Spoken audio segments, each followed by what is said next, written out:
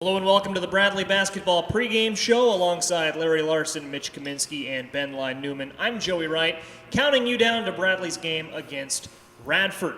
So guys, first, before we get into the Radford game, let's talk about Tuesday's win against Norfolk State. Braves started a little slow in the first half, Larry, but they bounced back strong in a big way, got the win. Yeah, absolutely. It kind of mirrored the UIC game in that way, in that Bradley had a really strong second-half performance. I think it's safe to say that Bradley's a second-half team. Yeah. They play their best in the second half, and we saw a lot of good things. Norfolk State, all things considered, a very good low, mid-major team, and after the game, Brian Wardle seemed pretty happy with the win. He said that Norfolk State, they could be in the tournament at the end of the year, so he was pretty happy with the win. It was definitely a nice win. I think the problems we saw in this game was the lack of shooting. They missed a lot of open shots, and that was a problem against UIC. And that'll come.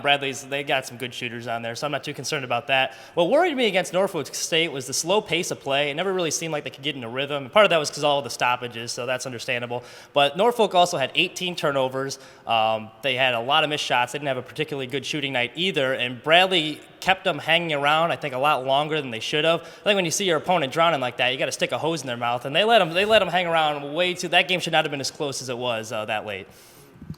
Yeah, I really like their play the other night. One player that's really surprised me this season and how consistent he's been playing is Koch Barr. He's been playing phenomenal, getting double-doubles consistently, and I think that if he can continue this performance, the Braves will be able to really keep up with their competition. I agree with you, especially when Elijah Childs got in foul trouble early. They needed someone to step up scoring, and he did a great job in that first half to try to get the Braves on the board and get the scoring going early. And speaking real quick to Ben's point about Koch Barr, Barr did go down with what was an apparent back injury in the second half. He later returned, so no problems there. But then, Larry, talking about the second half for these Bradley Braves, it seems like that's kind of been the story of their 3 home games this year. They'll start a little slow in the first half, come out firing in the second half, and when they start throwing those alley-oops and running that fast-paced brand of basketball that they like to play, a fun team to watch. Yeah, and I really think that speaks to their experience as a group. I mean, looking at their starters, Nate Cannell on the team last year, Elijah Childs, and Darryl Brown. Of course, those 3 guys, very key to their MVC tournament run. And I think that's why they play so well in the second half. They know how to play in crunch time. And a big player down the stretch was Nate Cannell. He was cold in the first half, and he really stepped up in the second half. He made 2 threes and threw an alley-oop to Deshaun Henry, something that we don't see a ton of from Nate Cannell. Usually the main distributor, Danier Kingsby and Darryl Brown, but Nate Cannell even getting in on the passing action.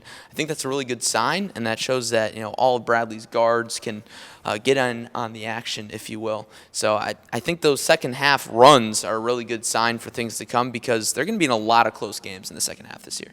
Yeah, it was great to see Nate hit some big shots late.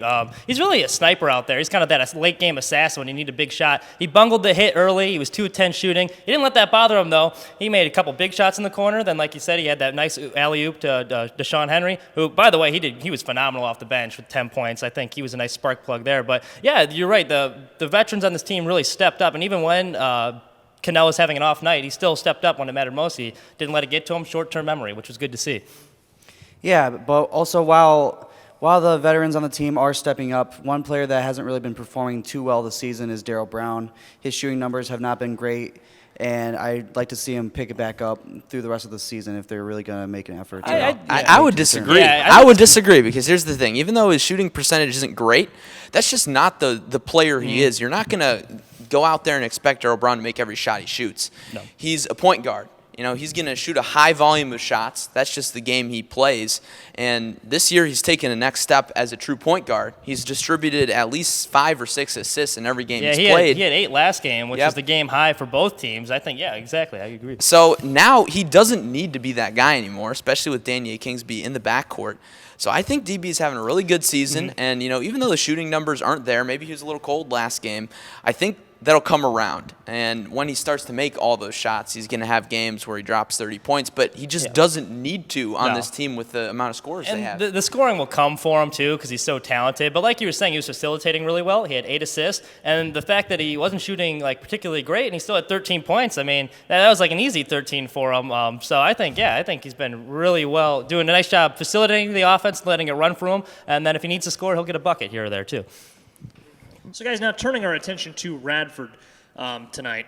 Bradley and Radford. This game also part of the Fort Myers tip-off, and Larry, Coach Wardle was really keen on both Norfolk State and Radford. Thinks that these two teams could both be tournament teams when it's all said and done. So what can we expect from the Braves tonight against Radford? I think the game plan is going to be more of the same that we saw against Norfolk State. I think more of the focus is going to be on pushing the pace. Like Mitch said earlier, the Braves couldn't establish a pace that they wanted to against Norfolk State just because of their defense. They threw a lot of different schemes at them. They threw the zone at them. They threw man-to-man. They threw a few different press looks. And that really slowed Bradley down in addition to the slow pace of play with all the stoppages. So I think they're going to, one, focus on the pace of play. They're really going to try to push it because whenever they shoot a higher volume of shots, of course, you score more points. That's just how the game of basketball works. And Bradley's more comfortable in that pace, and that's what they've practiced all offseason is pushing that pace. And so I think we're going to see that. And additionally, like Mitch and Ben said earlier, Coach Wardle not happy with how the Braves have shot in these first few games, and I think they've worked on it a lot in practice. That's what he said after the game. They work on it every day a lot, and hopefully that will turn around in a game here soon. And I think seeing the Braves' numbers in these first few games, I think they're due for a breakout. So I won't be shocked to see a high shooting percentage. First thing that stands out, Radford's a very good team. This is going to be a good test for them. They were 22-11 last year. They won the Big South Conference. They were in the tournament, I believe, in 2018. They just came off an upset at Northwestern, and they're used to a big stage. Last year they beat Notre Dame in Notre Dame, and they beat Texas. So that's two pretty impressive wins for a small mid-major school like them. For the Braves, you're going to want to slow down Carleek Jones. He's a leading scorer. He's averaging 23 points a game. So if you can slow him down, that's going to be that's going to help the Braves a lot. And I think defensively they've been pretty good this year, so that shouldn't be a problem for them. But this is going to be a very good test for the Braves. Yeah, like Mitch and Larry said, that I think the Braves really need to push the tempo in this game. If they can keep the tempo up, I think that they'll be able to get a lot of good scoring opportunities. And while their numbers shooting-wise haven't been great this year, something that they've really picked up on is their defense and their opponent's field goal percentage, because that's been something that they focused great on this year. And then, guys, one more point I'll add to that. Bradley's got to feed off the home crowd, and they do a phenomenal job of that, a team that loves to play at home. And really, the Norfolk State crowd was fine, but a midweek crowd. But other than that, Carver's been electric all season long. I think that will be the same here against Radford. And, Joey, I think that's just what happens when you win the MVC title game and almost beat Michigan State in the NCAAs. And Greek night will be the game against Radford, so it should be a bigger turnout for a Friday night game. Certainly, Friday night always a big draw. Saturday as well. And then from then, guys, we'll transition into some other games from around the Valley this weekend. Busy week for the Missouri Valley Conference. Let's start with your opinion on a tilt between Evansville and Eastern Carolina. There we go. But guys, I have Evansville in this one. Evansville has been stout all year long. I would expect the Purple Aces to come out and win. I've also got Evansville. I think it's going to be a good game, though. Eastern Carolina should be a formidable opponent out of the American Conference in the Bahamas, neutral court, so that always makes things dicey. So I think it's going to be a close one, but I think Evansville's got them. I'm really digging these November tournaments here. At first it kind of seems like a cash grab, but you get some unique non-conference matchups, and it gives everyone a chance to watch their favorite teenagers play games that they're not really ready for yet at this point in the season. So that's always fun. But I'm also going Evansville. Little bit of a letdown against SMU. I think they're still riding the Kentucky high after beating them, but I think they'll bounce back in this one. East Carolina's had kind of a rough season. Yeah, it's funny. If you asked me the same matchup last year, I probably would have gone with East Carolina. But I think Evansville has surprised a lot of people this year. Being Kentucky, the 3-1 right now, only losing to SMU, like you said, by 2 points. And I think that the Aces can really keep this high going and beat Eastern Carolina. Certainly. And then our next matchup, Illinois State and Cincinnati. I know a lot of people are probably high on Cincinnati in this one, but I like Illinois State. I'm going to go with them to pull off the upset. Yeah, they've come out and they've looked good early on in the season. And still early in the season, I think you kind of throw some of the matchup stats and things like that out of it. Good opportunity for the Redbirds to come out and snag a key win. Yeah, I would think so too. Dan Muller has his squad looking good. However, I've got Cincinnati, but I think this final score is going to be within 10 points. Mm-hmm. Cincinnati, they lost a number of guys last year after Mick Cronin headed to UCLA. John Brandon, the new head coach there, he likes to push the pace. He used to be at Northern Kentucky where he really pushed the pace. So he's going to have the Redbirds running a lot, and I think Cincinnati wins. I do think it's going to be a close game, but Cincinnati, they've been to 9 straight tournaments, so they got a really good program. They got Jerron Cumberland back, who was the leading scorer last year. So for Illinois State, they're going to have to really sell out to stop him and force other players to step up, but I don't think they have the firepower to do so, and I'm taking Cincinnati in this one. I actually disagree. I think I can see Cincinnati really running away with this against Illinois State. They barely lost to Ohio State, number 18 right now. And they destroyed another MVC team this year in Drake, winning 81-69. So I really think that Cincinnati could take away against Illinois State. Certainly a tall order for Illinois State, make no mistake, but I like the Redbirds. If they come out and play their brand of basketball to maybe pull it off. And then our final game, Grand Canyon and Valparaiso, and I've got to go Grand Canyon all the way here, guys. I'm a big fan of what Dan Marley has done. The Antelopes, a fun brand of basketball they're playing out west. It's going to be a tough one for the Crusaders. Yeah, fun brand of basketball and a fun atmosphere. The big deciding factor in this game is that it's played at Grand Canyon, and we've all seen videos of how that place gets for basketball games. It's nuts. Illinois almost lost at Grand Canyon. It was a close one. They gave them a run for their money, so I really think they shouldn't have much of a problem with Valparaiso. However, of course, Valparaiso, they've shown flashes early this season, but I still think that GCU takes care of it pretty easily. I think Valpo is really retooled this year. They got Aaron Gordon, who's the brother of Eric Gordon in the NBA. And the Antelopes have really been getting dominated on the boards this season. They've been heavily out-rebounded. So I think Valpo, it's going to be a tough game for them, but I think Valpo is going to be able to pull this one out. Yeah, I agree. I think it's going to be a very close game, but I think that Valpo really needs to rely on their sophomore, Javon Freeman Liberty. So far, he's averaging 22 points a game, 2 steals, 7.8 rebounds. I think that if he can really have a good game, that Valpo can take this away. Certainly Valparaiso, they're going to have to bring all they've got, but it should be a fun one to watch in that one. And then let's transition back to Bradley and Radford, guys. Not going to make a prediction as to who wins it, but we will make predictions as to who clicks for Bradley, who steps up for the Braves and has a big game. So for my pick to click this week is a name that we haven't seen a lot in the box score, in the scoring department. I've got to go with Daniel Kingsby.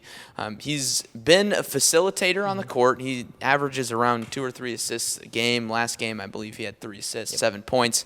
He had a really nice and one right before the half, made the free throw. He also made a few threes, made a 3 the last game, and I think we just really haven't seen him hit his stride when it comes to scoring. He doesn't really need to score the basketball, but when Bradley needs him down the stretch of games, I think he'll be able to do that, and we just haven't seen him heat up yet. So I really think he's due for a big performance in the scoring department. He's my pick. I completely agree with you. I really like his game. He's aggressive. He attacks the 10. He's not afraid to draw contact and get to the line, and he can shoot a couple threes. But we were talking about the Braves' lack of shooting, so I'm going with Nate Cannell. We talked about him earlier. He's the Braves' best shooter. I think they're going to bust out of that shooting slump, and he's been in double digits, I think, pretty much almost every game this season. So I think he's going to have another big game today as the Braves try to bust out of that shooting slump. Well, like I said earlier, I don't really like how Darryl Brown's performance has been the last few games. I know that he's been playing a different role this season, but I think that he's really due for a good scoring outing tonight. See how it all plays out. Bradley and Radford should be a fun one to watch at an electric Carver Arena. So, guys, we'll now kick it out to Renaissance Coliseum for some analysis of the Bradley Braves women's basketball team. Brock Stadler. Gentlemen, we had some pretty good action last time. Can you guys go into depth real quick about the last matchups we've seen? Bradley's really blown up the last 2 teams. Beat Eureka here, Division III school here at Renaissance Coliseum, and went up to Macomb and beat Western Illinois last night, Wednesday, handily. So. Yeah, not too much. Beat Eureka pretty good, and then last night had made the trip to Macomb, as Ronan was saying, and put pretty good beating on Macomb up there, or Western Illinois up there. So it was nice to see in the Eureka game the bench played a lot of the game, was more of a bench game. Thought that the confidence would roll over, but Mari Petrie was really the only one who did anything off the bench last night. So I think Bradley's still looking for that punch off the bench. Every player did score off the bench besides Ryan Wilkins, and everybody played, I believe, besides Veronica Roberts, a freshman big. So good to see, and really they won that. They out-rebounded both teams by 20, and the rebounding margin is 17, plus 17, Bradley's favorite on the season, which is great to see. And they've already played some big teams like Michigan, number 24, Michigan. Yeah, and going off that Michigan point, we did play a high-quality opponent, the Michigan Wolverines, and then now getting a little bit easier competition to kind of see who's going to be who in terms of the rotation. And like you said, everybody, well, almost everybody getting in the box score last night. So going forward, looking ahead for Bradley's schedule, what do you guys see coming down the stretch now? I mean, the next game is against Miami of Ohio. They're 3-1 as well. Bradley shouldn't take them lightly. They're very good. They have some size on the inside with Savannah Klusner as well as Kelly McLaughlin coming off the bench. She's 6'3", so that's a lot of size to have to worry about. Not even as a starter, that she's coming off the bench. So that's something that Bradley has to worry about. And then I think the biggest weapon for Miami of Ohio, despite being only 5'3", Lauren Dickerson can score, knows how to score. She's not very efficient given her size, but she does know how to score, so Bradley needs to make sure they keep her in check and not let her get loose. Yeah, that's right. They got to play strong defense. And, 4 players scored in double figures for Bradley. Both the Petries, Nigel White, and Gabby Hawk. Gabby Hawk, a big game at Western. Her 3 is coming along. She's able to hit that 3, which she's been known to do. So if they can just play good defense, hit the 3, get out and run what they like to do, score, should be a high-scoring game. Both teams score in the mid-70s. Now, speaking of Bradley in the Missouri Valley Conference, we have some Missouri Valley Conference games coming up, including Missouri State Bears and the Santa Clara, coming up this week. What are some matchups and key things you guys see in that matchup? Well, for Missouri State, I have them picked to win that game as well. They got 24 votes this week to be in the top 25 for women, so it's good to see them getting national recognition. They've already beat a ranked opponent in Minnesota earlier this season, and they're coming off a loss to the number 7 team, Oregon State. Only lost by 11, so I mean they've put up a pretty good fight. Very impressive for a Valley team to go into a number 7 and play that well. I think that Bryce Caleb's had a pretty nice season, but I think the story for them so far has been Alexis Willard. She's had 3 20-point games already, and she scored 30 against Texas A&M Corpus Christi already. So good second weapon for Missouri State to have. I think they're a very dangerous team, and I think they're going to win this game. Yeah, 4 players score almost 15 points a game.